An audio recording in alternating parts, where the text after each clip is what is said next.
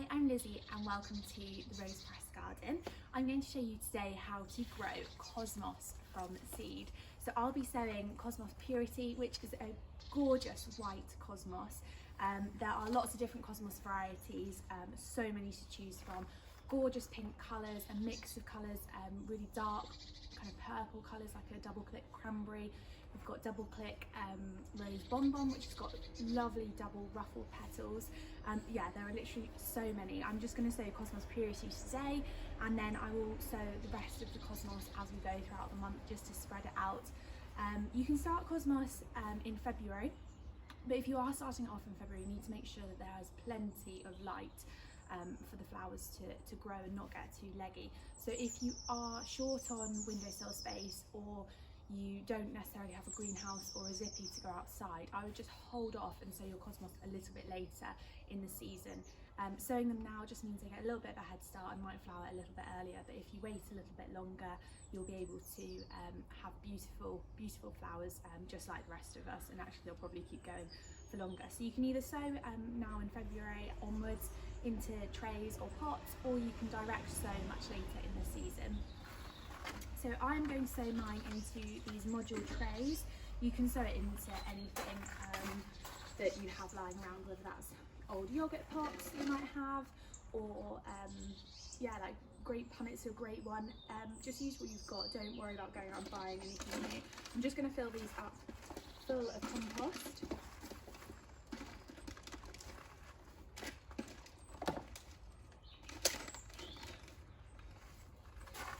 So you just want to use a normal compost that you can get peat free if you can, but whatever you can get hold of at this time of year is absolutely fine.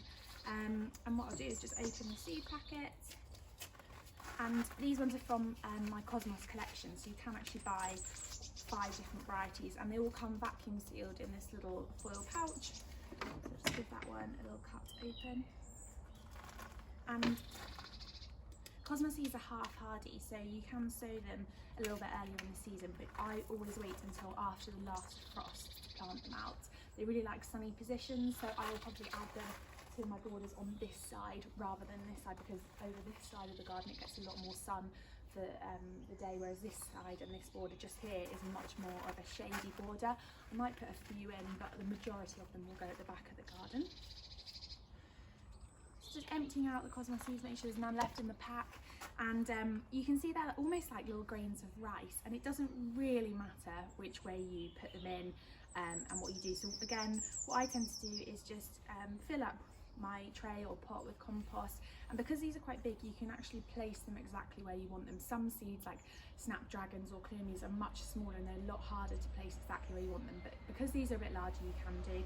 And I'm probably, in an ideal world, I would put probably 1 per tray, but because I'm running out of room, I'm going to put 2 in per module here. There's 6 here, so I'll put 12 on this one, and I'll then move them, split the module and put them into pots a little bit later in the season, but it just means I can have a little bit more space.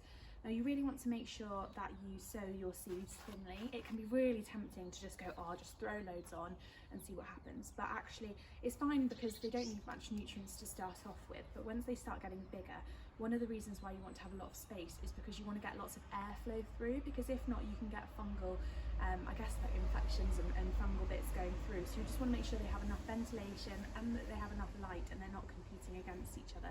So yeah, while it might be tempting just to chuck the whole pack on and buy some more and go crazy, just take the time and use the space to your advantage, and sow them all as you would like, so they've got enough room to really thrive and to be strong plants. Because you can, I'm just going to put them down and do the rest in a bit. And then what I tend to do is I just do my usual method, which is to just poke them downwards. Obviously make sure that you don't break them, but just poke them down like this, and then give it a good tap with the soil. Or you can do a layer of soil, put them all on top, and then half a centimetre or so layer on top would be absolutely fine as well. I'll then make sure that I water these, although the compost is quite damp, so I'll just give it a light watering. And then I've obviously got my label, which is really important, because if you're growing lots of different cosmos, especially if you bought one of my cute cosmos packs, there's loads of different cosmos and you won't be able to tell the difference when they're just seedlings or growing into small plants. and you really want to make sure that when you're planting them out, you can plant them in nice groups of 3 so that they're nice and bushy and have lots of flowers all together. So you need to make sure that you label them up so you don't forget. So I put my label in there, I'll give it a quick water, and then what I'll do is I'll put them inside until I see them germinate, so until I see the little green shoots coming through, and then I'll move them outside into either my zippy house, or if not, try and steal some space in one of my family's greenhouses and grow on from there. Make sure that you keep them watered but not absolutely soaking wet, and yeah, just make sure you give them plenty of light so that they don't get leggy trying to reach the light, because they won't be quite as strong plants if not. But yeah, cosmos are absolutely beautiful. They are an absolute staple in any person's garden. You can grow them in borders, you can grow them in pots and containers. They are really heroes of the garden, one of my favourite things, and they're beautiful in bouquets and as cut flowers as well. So if you haven't already, there are plenty of cosmos seeds on my website, so go and take your pick and let me know how you get on. And if anyone says they're cosmos seeds, do tag me in your pictures, because I absolutely love to see them. I hope that was helpful, and can't wait to see all of your beautiful cosmos flowers this summer.